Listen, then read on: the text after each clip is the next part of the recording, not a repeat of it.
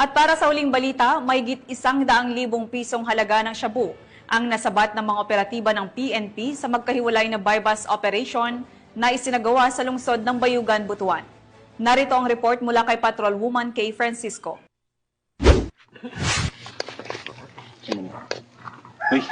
Nasabat ng Police Regional Office 13 ang mahigit 100,000 piso ng halaga na hinihinala shabu sa dalawang magkahiwalay na operasyon laban sa illegal na droga sa mga lungsod ng Bayugan at Butuan City, Caraga Region. Unang isinagawa ang operasyon sa Barangay Taglatawan, Bayugan City, Agusan del Sur, bandang alas 3:30 ng madaling araw nitong Hulyo 11 sa isinagawang bypass operation ng Bayugan City Police Station na aresto ang suspect na si alias Longlong, 27 taong gulang at residente ng nasabing lugar.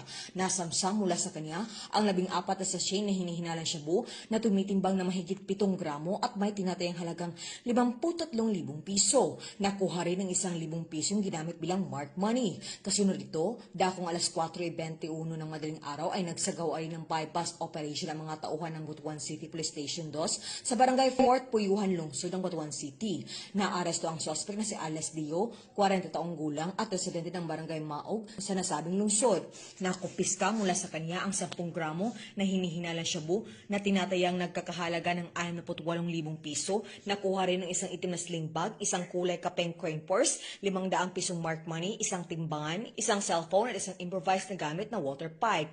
Ayon kay Police Brigadier General Christopher N. Abrahano, Regional Director ng Police Regional Office 13, ay patuloy na maigting na kampanya pang tuluyang sugpuin ng pagkating iligal na droga at mapalaya ang rehiyon ng Caraga mula sa impluwensya nito. Ang mga naarestong suspect ay kasalukuyang nasa kustudiya ng mga otoridad at mahaharap sa kasong paglabag sa Republic Act 9165 o mas kilala bilang Comprehensive Dangerous Drugs Act of 2002. Mula rito sa rehiyon ng Caraga, ako ang Police News Network Respondent, Patrolwoman Kay Francisco, alagad ng batas, taga-taguyod ng balitang tulis.